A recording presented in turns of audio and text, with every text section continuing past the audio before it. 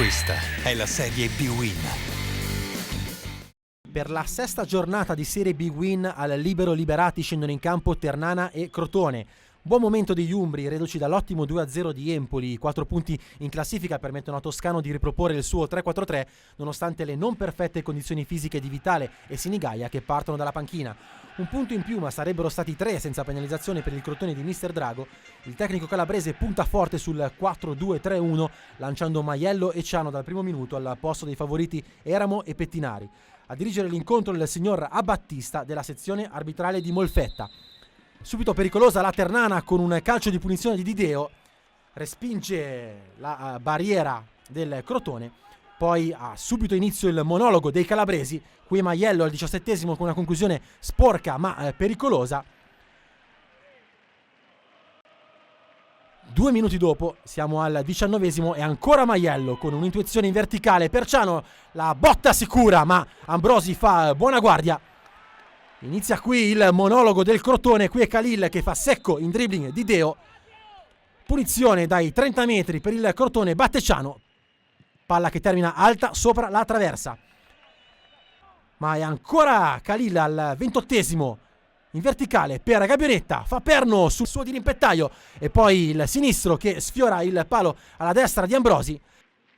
Ancora Khalil, ancora in verticale, la serpentina del brasiliano classe 74 e poi il difensore centrale della Ternana che sbroglia, ma è come sempre Khalil a suonare la carica. La munizione poi al 45esimo per Lauro, è l'ultima emozione del primo tempo, un po' pasticcione qui Ambrosi, ma per Abattista può bastare qui per i primi 45 minuti di gara. Nella ripresa ripartono gli stessi 22 effettivi del primo tempo, ma è una Ternana con tutt'altro piglio.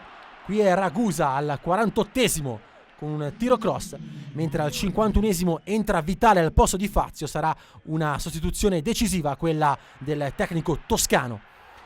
Qui è Nolè, non pervenuto nel primo tempo a rendersi pericoloso, ma è al 70esimo che Ciano serve Gabionetta, il tiro a botta sicura, la traversa clamorosa e poi il colpo di testa del neoentrato Torromino che costringe Ambrosi in angolo, ma clamorosa l'occasione capitata sul destro di Gabionetta, la traversa ad opporsi al brasiliano, qui rischia grosso la Ternana, ma come spesso accade nel calcio la dura legge del gol premia gli umbri.